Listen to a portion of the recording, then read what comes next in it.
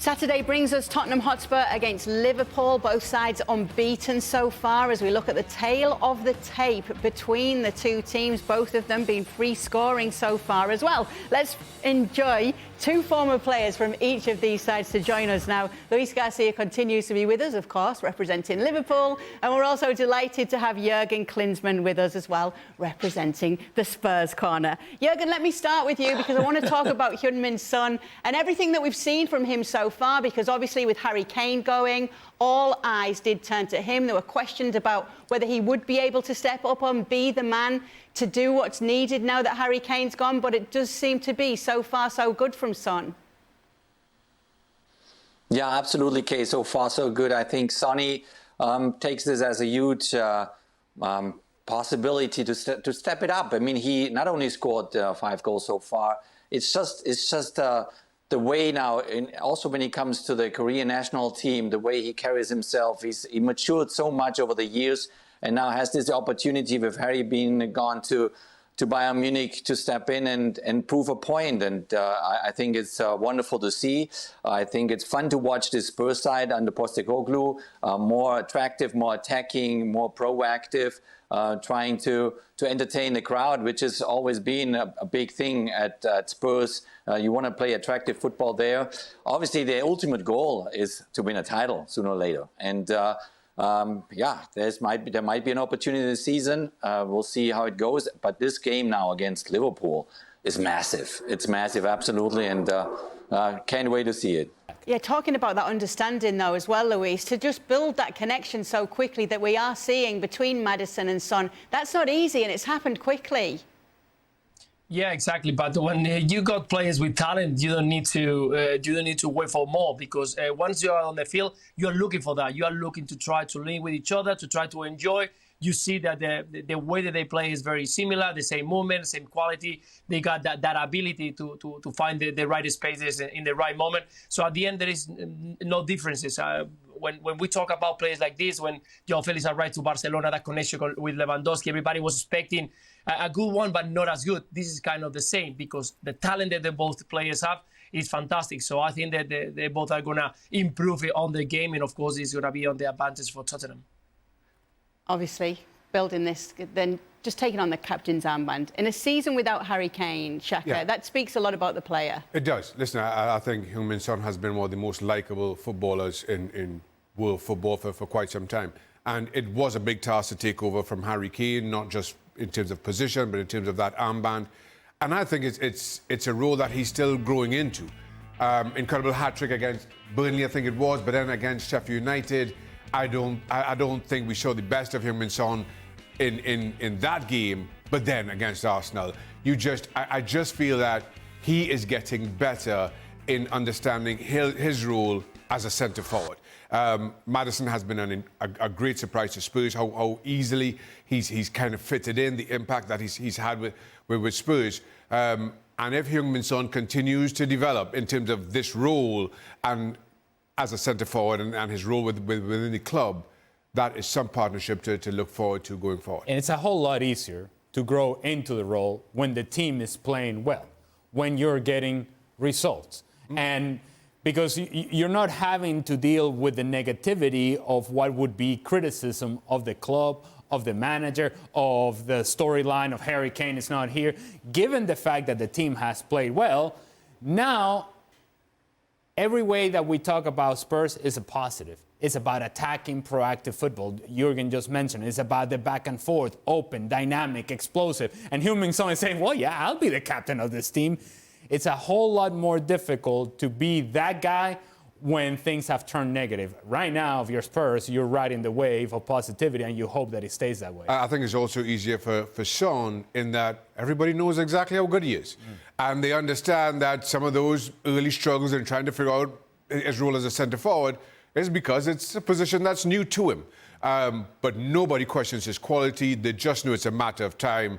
And as I say, scoring 2 in a North London derby, that shortens that time span considerably. Let's switch to the other side now and talk about Darwin Núñez, because last year, obviously, it seemed to be a lot of different assessments of this player, Luis. This year as well, we're seeing that things seem to be stepping up very much for Darwin Núñez, but the jury's still out for some. Where do you stand on this player? What makes him special?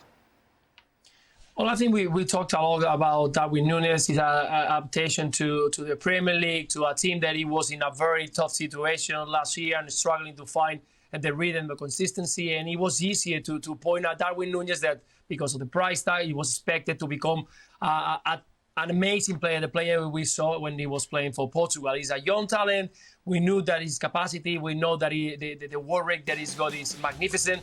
It was needed the end product that he wasn't arriving. Right now, when Jurgen Klopp decided to put it on the side, on weight, giving him the chance to be out of the spotlight, I think that helped him a lot. I think the pressure is already gone. Now he feels confident. He's been playing in a few games. Doesn't need to start and doesn't feel the pressure of that. And the goals are arriving. He's more clear. He's more active when he's on the field, and I think that's something very important for Liverpool. How difficult is it to score a goal like that, like you did against West Ham, Jurgen? It looked very easy, didn't it?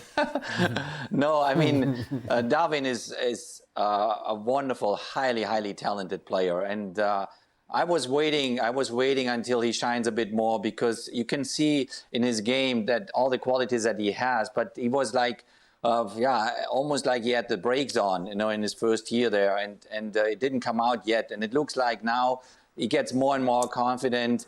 He grows from game to game. It helps a lot when he scores goals like that. That gives you, as a striker, gives you an incredible confidence then. But he has the qualities to become a huge striker at Liverpool, win titles with Liverpool. Now it's about consistency. Now it's about picking the same rhythm up in the next game, in the next game, in the next game, and develop, obviously, the hunger of the entire team for titles, for winning something. And this is something that he definitely, under Jurgen Klopp, will enjoy, because Jurgen Klopp is just, he never gets enough. He always wants for the next one. And I think Darwin Núñez, there's a lot to come from him in the near future. I'm going to go opposite from Jurgen a touch there. I think Darwin Núñez this season has the brakes up a little bit, which was needed. In that, I think last season, every opportunity he had, every shot he took, he hit the ball as hard as he possibly could. And more times than not, that's not what's needed. And low be it for me to tell 3 goal scorers. But sometimes, but I'm going to anyway. But I will. Sometimes it just means keeping control. That goal against West Ham totally summed up the difference in Darwin Núñez this season to last season. Last season, that same ball would have come over his shoulder and he would have tried to take the leather off it and put it into Rosie. This time, it comes over and it's a control volley. You saw that against Newcastle, another of my former teams, in those finishes. How he just passes the ball into the bottom corner, as opposed to maybe 12 months ago, he would have tried to take the net off. And that, for me, is the big difference in how he is maturing in his role as a goal scorer. That it's not all about 100 miles an hour, I have to beat the keeper for pace. It's just about finding the bottom corner. It's also about finding a little bit of balance when it comes to Darwin Núñez, because while I agree with you that it seems like he's a little calmer in front of goal, that also comes from confidence. I would also say that his game is based on activity, on running in behind, on being able to go 100 miles per hour. That is what gives him an edge. That's what fuels him, the ability to run into free spaces. And so what he has done this year, and I agree with you, Shaq, that he's running 1,000 miles per hour to get him behind, but once he's in front of goal, it's like, hey, let's throttle back down and let's be able to find the right decision here, whether that's a pass or that's a finish. And if it's going to be a finish, let's make it a finish that is going to end up in the back of the net. To your point, Shaq, not in row C. That balance is the one that he has to strike, and that's the one that he has to work on. Don't take away what you do best and what comes natural, which is your ability to run and that engine and that level of activity. But when it comes to being in front of goal, calmer, clinical, better, and getting my kind of range, because that kind of helps. 3 yards out, he can be deadly too. Yeah, I don't know if this was your kind of range. Dominic Szoboszlai scored in the Carabao Cup. What an absolute screamer. Taking the net off. He's playing in a perfect position for him, but the work rate, he works so much. He's defending, he's going forward, he's a box-to-box midfielder. He combined, he's got a fantastic vision of the game. We've seen him assisting quite a few times. You can see that he's moving all around the pitch. And I think that he feels just comfortable. He feels well. When he arrived to the team, he mentioned it from straight away. I wanted to come here. I wanted to prove myself. And I think that Jurgen Klopp gave him that confidence. He's giving back, delivering what he was expected from him. A lot of quality, now some goals, but definitely a top player that Liverpool have signed for this year. Jurgen, you'll have obviously seen a lot with him with Leipzig, Dominic Szoboszlai. Have you been surprised with his quick transition to Liverpool, or is it no surprise to you? It's no surprise to me because he already in the Bundesliga showed his capabilities, not only to finish off things and score goals, but also his work rate, as Luis said rightfully. He's a complete player. He's a player that can influence the game throughout the entire match. And when he gets the confidence by his manager, in this case now with Jurgen Klopp, he's capable to go from game to game to game and keep the consistency in his game and in his performances. So I'm not surprised at all. When it comes to this fixture, Luis, I wanted to ask if there's anybody else who's caught your eye, and maybe even on the other team. Yes, of course. He's a young player that I loved it when he signed for Italy for Juventus, Kulusevski. I think he's a very impressive player. This season has scored only 2 goals, but definitely from the right side, I think his influence is magnificent. Son is making a lot, calling the attention. Of course, Maddison, but I think that when he's right there on the right side, those diagonals inside, the attraction of players that he creates, I think that gave Son and Maddison a lot of space, a lot of freedom to move all around. So I think he's a fantastic player. He's one of the players who have the cover distance longer in the Premier League, and that's something very, very impressive for a very young talent playing on the right side. So yeah, he's one of those that I always keep an eye on. Anyone for you looking out for in this fixture? No, so I think when we think of Spurs and how open they are and how dynamic and explosive and all these things, and it's great to watch them play. Now, there's also a sense of they're open not only when they attack, they're open defensively and open to transition, which that can be an asset for Liverpool. So if I'm looking at Spurs, while it's easy to pick out Maddison and Son and Kulusevski, for them to be successful in this match, the work of Bissouma and Sarr has to be absolutely on point. They have to be organized enough to understand, look, there are moments in which we have to be the ones that cut out the transition. We have to be the ones that protect this back line. And there are moments in which we join in the attack. How they're able to find that balance in, yes, let's go and press Liverpool. Let's go in the attack. Let's take advantage of the spaces that are in front of us. But then there are moments in which you got to say, you got to read it and you got to anticipate. If we lose this ball here, now Liverpool is going the wrong way. And now we have to go chase. We have to cut out the danger here, anticipate the danger there, rather than having to go chase Darwin Núñez over there. What are your faith levels, Jurgen, in Spurs being able to carry out this game and get something from it? Do you think they can do it? I definitely think they can do it. I think it's now interesting to see how mature they are in this short amount of time under Postecoglou and beat a big team like Liverpool. I think, Alejandro said it right, and it's the balance between the defensive side and the attacking side. But nowadays, basically, in world football, it's the entire team that goes forward, the entire team that defends right after losing the ball. You get behind the ball. You be as compact as possible to make the transition very difficult to your opponent. So all these elements, they are automatics. That's what they train all week long. Now it depends a lot on the character of this Spurs side, how far they want to take it, how ready are they today, to challenge a team like Liverpool and maybe even challenge more, even for going for a title in England. How big is that hunger, that cultural hunger within the club to finally get a trophy? I think the qualities are there. The talent is there, but obviously it's a very thin line when you play games like Liverpool or Man United or especially Man City.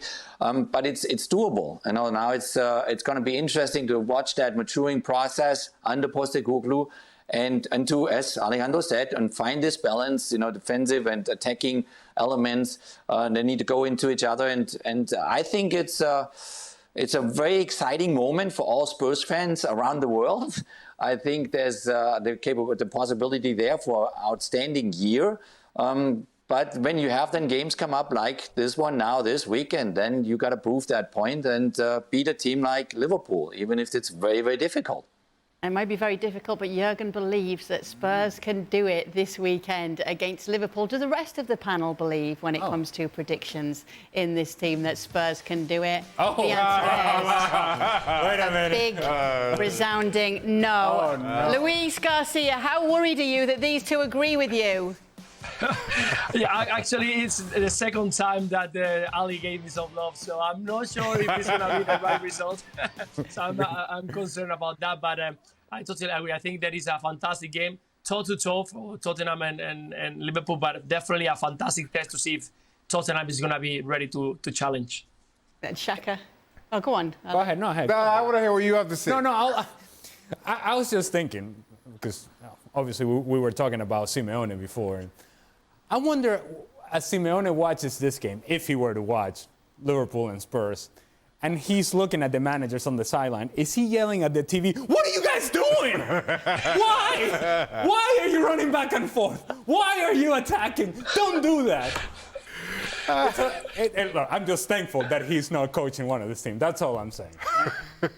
I'm going to take Liverpool because I think that they may just take advantage of some transition moments that Spurs at times, in their willingness to go forward, they sometimes leave themselves in bad positions. Romero may have a bad decision in him. That's why I'm taking Liverpool and Darwin Núñez scoring the game winner. Okay. I'm taking Liverpool. My concern around Spurs is after the North London derby, they'll be emotionally spent. I don't think Spurs have had a difficult start to the season, Arsenal game aside, maybe Manchester United aside. So you've seen a team playing with a lot of confidence.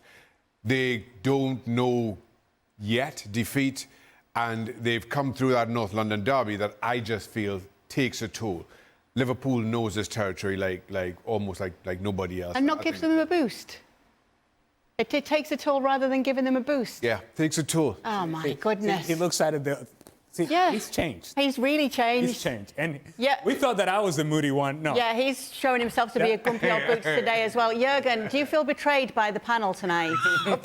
That's a strong word. No, I totally agree with the fact that they are capable, Liverpool, to score the 2 goals. Totally fine. Because we're going to score 3. We're going to score 3. And I make some more phone calls now before the game. I promise you, we're gonna win this game.